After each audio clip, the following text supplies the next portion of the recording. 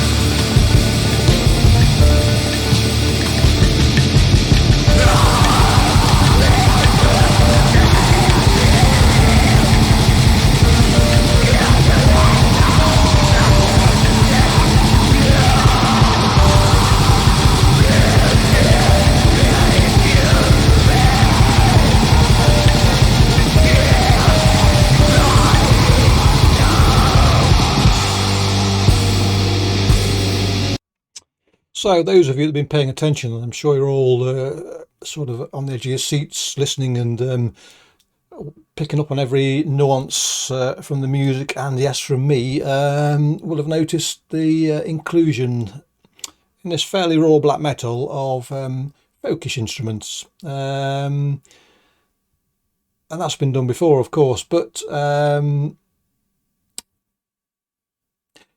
suppose really it depends what sort of black metal or any music you listen to as to how intriguing said inclusion may be. And for me, I think it's the inclusion of that sort of I forget the appropriate name for the is it balalaika, something like that, the Greek equivalent of a balalaika, if that's not what it is, and drums that I don't know their origin, but I've heard them most often on Indian folk music and Bhangra type stuff. So immediately you've got that intrigue of folk instruments from different parts of the world, which, as I say, is the first time I've heard it in such a combination anyway.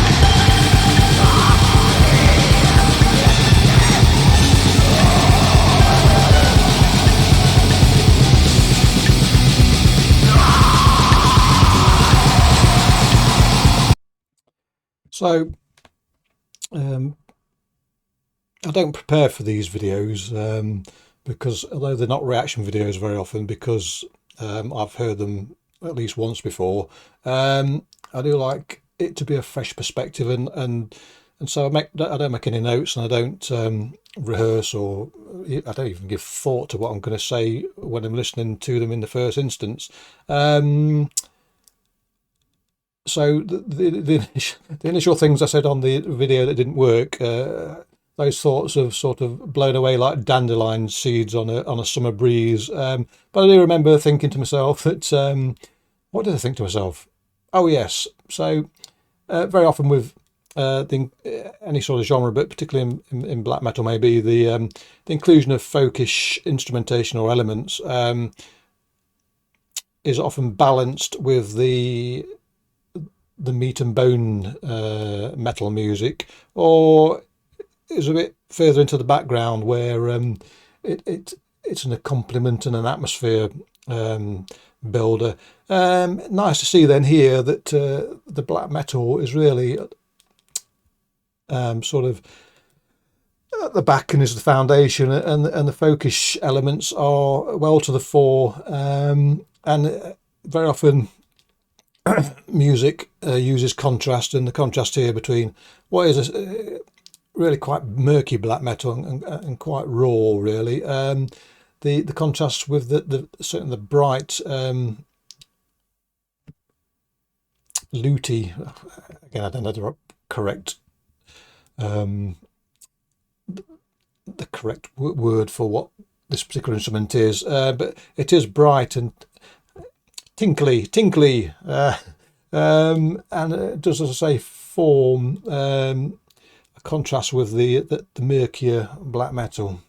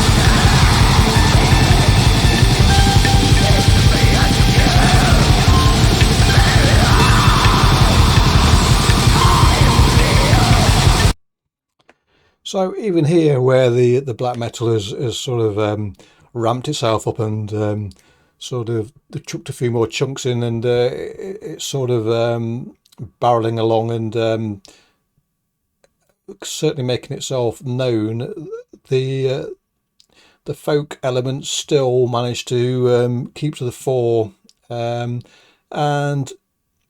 paint their picture. Now, the main difference between this and your normal, is such a thing as normal black metal, as you more nowadays, black metal is splintered into so many little different aspects that you can't call any black metal normal when you refer to it, really. But that's the point I want to make is even the black metal here is slightly different in its composition than what you find elsewhere. That they've not just laid down cacophony of sound. They have, but it has its nuances, which mean it's not like I'm losing my train of thought. I'm going off on a tangent here that's probably sort of going to a cul-de-sac of irrelevance. But the point I'm trying to make is that even the straightforward black metal here has nuances which differentiates from other forms of black metal, shall we say. I'll leave it there for dig myself a hole.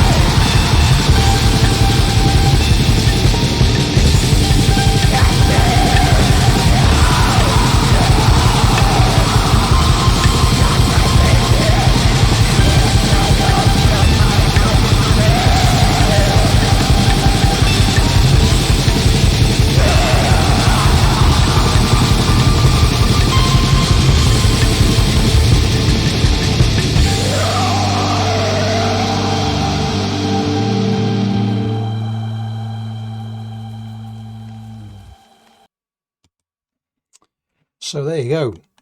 I do love how at the end there the Indian whatever drums gave the battery further depth. You know, sort of what do I say? Thoughts come and go. You know, when you get to my age, you know, if you have a thought, you need to write it down quick, because otherwise it disappears into the ether. But it made the drum sound heavier than just traditional rock metal drum kits would do. Another thought came to me while listening to that last sort of minute where the pace ramped up a bit, which was always welcome, of course. And that thought is, I have 3 dogs, 2 male dogs and a female dog. And when I take them for walks, the 2 male dogs run around like headless chickens, barreling along and chasing each other and sniffing stuff out and basically being a menace. Whereas the female dog just potters along, have a little sniff here, might mark somewhere there, but just, you know, sedately potters along, and lets the boys just wear themselves out while she remains somewhat dignified. And this is what the last section of this music reminded me of. The black metal was the 2 dogs, obviously, just mayhem, and the folkish elements were sort of more sedate, and sort of not falling apart at the seams with the desire to either chase each other into the ground or just, you know, not thoughtless, but just without a care in the world, sort of. Again, my thoughts are going. I suppose what I'm alluding to is the contrast between that barrel along black metal and the folk guitar, which was more sedate than the barrage behind it, which makes a nice contrast. Anyway, the rest of the album is similarly themed, and if you like that, you'll like the whole thing. Go and buy it. And that'll do. Clicky bollocks then. Catch you all next time. Cheerio. Hopefully this one recorded.